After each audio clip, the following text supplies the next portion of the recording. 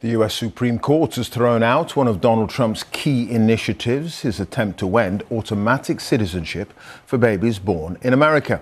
Now, it was one of the first executive orders he signed after returning to the White House, but the justices voted 6-3 in favor of birthright citizenship. Well, Sarah Smith is live outside the Supreme Court in Washington for us now, and this is, no doubt about it, a big blow for Mr. Trump. Yeah, absolutely, because this was such a priority for Donald Trump. It was actually on his very first day when he returned to the White House that he signed an executive order trying to end birthright citizenship. Now, that was put on hold for legal argument, and after the ruling today, it can never be enforced. And, you know, this is a really significant blow to one of Donald Trump's signature anti-immigration policies. But the justices were very clear. They said that Article 14 of the U.S. Constitution says that all persons born in the United States are citizens of the United States. All right, guys, Adam is here, so this is happening, Reith. Now, no judge has ordered Trump to resign. Resignation is voluntary, and involuntary removal requires impeachment or the 25th Amendment, both congressional actions. But the accumulated cluster of judicial rulings across multiple fronts, civil fraud judgments, tariff authority constraints, sanctuary city funding decisions, weaponization fund blockages, and the classified documents accountability record has created a genuinely unprecedented legal landscape that is constraining the administration's policy tools while simultaneously opening broad criminal immunity. This paradox, where specific policy doors are closing while the most important legal protection door is opening, is the real story, a fundamental restructuring of presidential power that is more consequential than any simple resignation inevitable narrative suggests. We begin with the decision with major implications for the economy and your money. The Supreme Court dealing with a major blow to President Trump's economic policy, striking down his sweeping use of tariffs. It was a 6-3 ruling today, with two justices appointed by President Trump himself siding with the majority. The president railed against the decision today, calling it deeply disappointing and saying he was absolutely ashamed of the justices who voted against his policy. And the president has already announced alternative plans to keep his tariff policy in place. But what about all the money that was already paid? Well, CBS LA's Amy Johnson begins our team coverage tonight to break all that down for us. Amy? Well, Pat and Juan, within the last half hour, President Trump posted on Truth Social that he just signed a global 10% tariff on all countries, effective almost immediately. It's a sign he's not backing down from his trade agenda, despite the court's decision. Let's start with the most consequential single door that has been closed. The EPA tariff ruling represents the constitutional determination that the specific emergency authority vehicle Trump was using as his primary trade policy tool is constitutionally unavailable for the comprehensive tariff setting the administration was deploying. This isn't just a procedural setback. This is a constitutional closure that is irreversible through executive order. The president cannot simply issue a new order and fix this. The Supreme Court has spoken on the constitutional question, and that specific avenue is permanently closed. What does this mean in practical terms? It means the administration has lost the single most powerful unilateral trade tool in the presidential arsenal. The ability to impose sweeping tariffs without congressional approval, which had been a cornerstone of Trump's economic policy, is now constitutionally unavailable. The tariff revenue implications are being calculated by Treasury, and the specific analyses of the specific tariff amounts that were collected under constitutional authority that the ruling has now found to be unavailable will need to be unwound, refunded, or otherwise addressed through specific legal and administrative mechanisms. This is a massive blow to the administration's economic agenda. Some business owners could have a chunk of change coming their way from the federal government. The payments are a reimbursement for President Trump's tariffs. Now, you'll remember they were mostly ruled illegal by the Supreme Court. Jolene Kent has more on that part of the story. Jolene, I'm glad we're having a bit of a change here in the news. Those last two stories just devastating to me. How do these refunds work? Gail, absolutely. Good morning. The government could be on the hook for up to $175 billion in reimbursement. So here's how it's going to work. Starting today, Customs and Border Patrol is set to start processing tariff refunds for businesses that request them. But this is not for the individual consumer or the shopper. Businesses are eligible if they paid tariffs between April 2nd, 2025, remember that so-called Liberation Day, and any tariffs finalized within the last 80 days. All of this is coming after President Trump's tariffs imposed under the International Emergency Economic Protections Act, IEEPA, were struck down by the Supreme Court earlier this year as illegal. Matt. Then there's the sanctuary city funding door. The OLC runaround warning has been closing this one systematically. The judicial determination that new executive orders cannot accomplish what standing injunctions have blocked is foreclosing the specific runaround strategy that has been the administration's most reliable mechanism for working around judicial constraints on specific policy goals. For years, when a court blocked a policy, the administration would simply find a new way to achieve the same goal through a different executive order or administrative action. That strategy has now been effectively closed off. The weaponization fund door is another critical one. The brink of blocking and sworn declaration demand has been closing this specific avenue. The combination of injunction and personal perjury exposure makes the specific revival of that specific policy initiative most directly legally dangerous for the specific named officials who have provided sworn declarations about its permanent abandonment. When officials have to swear under oath that a program is permanently abandoned and then the administration tries to revive it, those officials face potential perjury charges. That's a powerful deterrent that effectively closes the door on reviving that particular initiative. Some breaking news out of Washington, D.C. at this hour, where a federal judge has now indefinitely blocked the $1.8 billion fund proposed by President Trump to pay what he calls victims of government weaponization. This started when President Trump sued the IRS for $10 billion over the leak of his tax returns. He dropped the lawsuit, and the Justice Department, headed by Todd Blanche, his former personal lawyer, announced an out-of-court settlement. Now, in addition to the fund that Trump would control, it also permanently shields the Trump family from any IRS investigations. The announcement brought fierce bipartisan backlash over possible payouts to January 6 defendants. The president then said he was dropping the idea, but Trump administration attorneys have continued to defend it in court. But perhaps the most personally significant door closing is the Ingram civil fraud judgment. The $350 million penalty, the bar from running New York corporations, and the ongoing court monitoring create a specific personal accountability door that affects Trump's most important non-presidential business capacity. This isn't just about policy anymore. This is about the specific economic foundation of the Trump brand itself. Think about what this means. A former president whose business operations are under court monitoring and whose ability to manage the corporations through which he has historically managed his most important business interests is legally constrained. That is a person whose specific post-presidential economic foundation is substantially more compromised than at any previous point in his public life.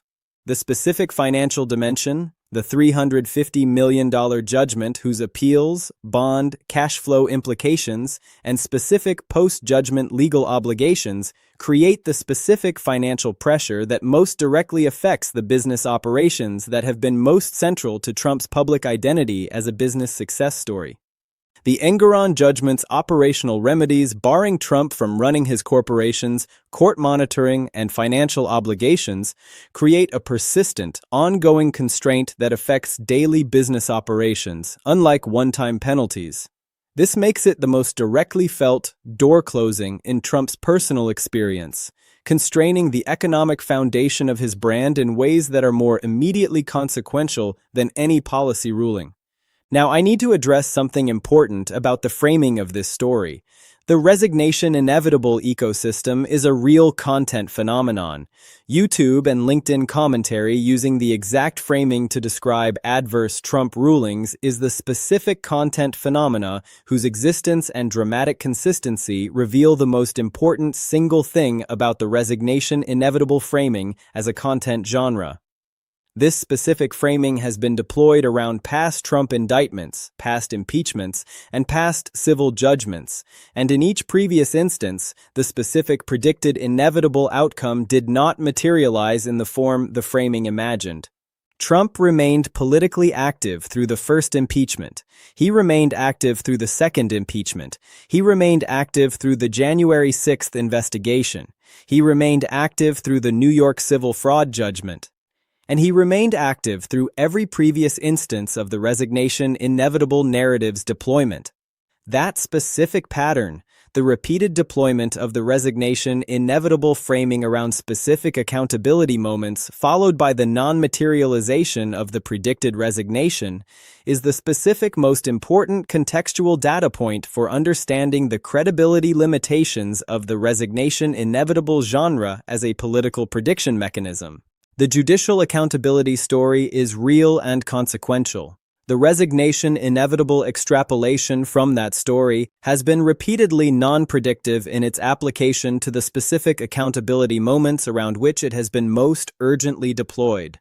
That doesn't mean the current moment isn't different. It might be. The accumulated constraint might be qualitatively more severe than any previous instance, but the pattern of previous non-predictiveness is the most important single contextual fact for honest evaluation of the current instance's predictive credibility. Now let's talk about the specific market and institutional impacts of these adverse rulings. Because the real-world consequences are measurable and documentable in ways that go beyond political commentary. The specific economic consequences of the IEEPA tariff ruling are being calculated by Treasury right now. The reversal of tariff revenue and its implications for the specific trading relationships and specific domestic industries most directly structured around the tariff policy that the ruling has most directly constrained is creating ripple effects throughout the economy. The specific business consequences of the Ingram judgment's operational remedies for the specific New York real estate and hospitality operations, most directly subject to court monitoring, are being felt in real time. When a business empire is under court monitoring, decisions that used to be made quickly and quietly now require judicial approval. Transactions that used to happen behind closed doors are now subject to scrutiny. The agility that has always been a hallmark of Trump's business operations is being systematically constrained. The specific regulatory consequences of the agency independence orders preserving commissioner protections for the specific regulatory functions those commissioners are most directly responsible for overseeing are creating a more independent regulatory environment than the administration would prefer. These are the specific most concrete and most immediately measurable dimensions of the closes every single door effect in its most documentable real-world form. Courts, institutions, and markets have registered the specific consequential impacts of the adverse rulings in the specific most measurable ways available to each actor.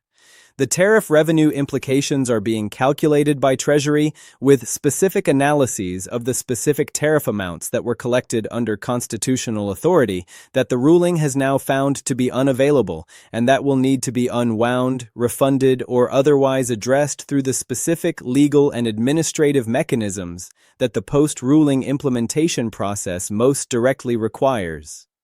The business operation remedies are being enforced through the specific ongoing court monitoring whose specific daily presence in the specific business operations it covers is the most persistent and most immediately experienced form of the Ingram judgment's door-closing effect on the specific business empire it most directly constrains.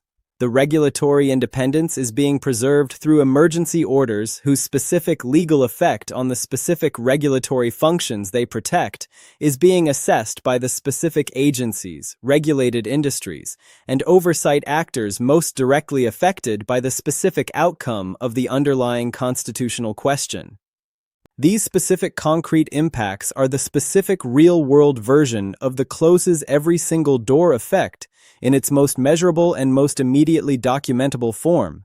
They are the specific form that most directly establishes the genuine consequentiality of the adverse rulings without requiring the resignation inevitable extrapolation to communicate the specific importance of what the judges have actually decided and what the specific implementation of those decisions is, most concretely and most measurably producing in the specific institutional environments most directly subject to their effects. So what does the full picture of the accumulated adverse rulings mean? The policy tool closings, the personal accountability constraints, the political resilience context, and the specific legal landscape paradox. What does it all add up to, and what does honest engagement with the resignation inevitable closes every single door, framing help audiences understand? The closed doors are real, i.e. EPA tariff authority, the executive order runaround, the weaponization fund, and the Engoron judgment's operational remedies are all consequential constraints on the administration's policy tools. But resignation inevitable is a political prediction, not a legal inevitability, and the historical pattern of such predictions repeatedly failing to materialize is the most important context for evaluating the current moment, because Trump's political resilience has been consistently underestimated, even if this accumulated cluster of constraints may finally be different. That's not hyperbole, that's documentation. When you lose the ability to impose tariffs through emergency authority, when you lose the ability to work around court injunctions through new executive orders, when you lose the ability to revive certain policy initiatives without exposing officials to perjury charges, and when your personal business empire is placed under court monitoring, that's a comprehensive constraint that no previous president has faced. The resignation inevitable is the rhetorical extrapolation that honest content can use as the hook, and then honestly qualify by explaining what doors are actually closed, what doors remain open through alternative vehicles, why judicial rulings cannot formally require resignation, and what the specific pattern of the genre's previous non-predictiveness most directly suggests about the credibility of the current instance's most dramatic claim. What the Trump resignation inevitable as judge delivers ruling that closes every single door, framing ultimately captures, is the specific quality of the accumulated judicial constraint story. Its real and documented closing of specific important policy tool doors through the most consequential cluster of adverse judicial rulings that any modern administration has faced across multiple domains simultaneously. That real story is as alarming as the dramatic framing suggests in its most precisely described consequences for the specific most important policy tools and the specific most important legal avenues the administration has been most aggressively deploying. The resignation inevitable is the rhetorical extrapolation that the dramatic energy of that real story most urgently generates in the specific commentary ecosystem most directly reaching for the most immediately alarming form of the accountability narrative. The closed doors are real and documented. The resignation remains a voluntary act beyond any judge's formal authority to require. And the accountability significance of the specific rulings is as consequential as any framing can convey, without requiring the resignation inevitable extrapolation to establish the specific genuine importance of what the judges have actually done.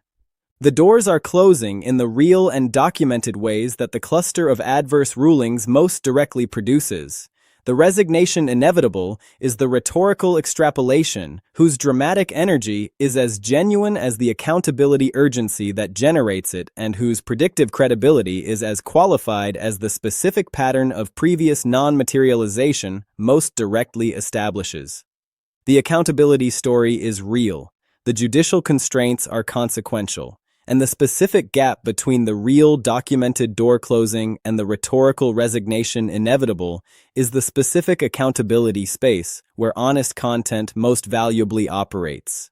Explaining what is constitutionally possible, what is legally established, and why the accumulated judicial constraint story is as alarming and as significant as any framing can convey without requiring the specific most dramatic rhetorical extrapolation to establish its genuine importance. That's the value that honest analysis can provide in this moment. not to dismiss the real consequences of these rulings, not to pretend that everything is fine, but to provide the context that allows audiences to understand what's actually happening and what it actually means. The specific presidential immunity expansion that we discussed earlier is a crucial part of this context.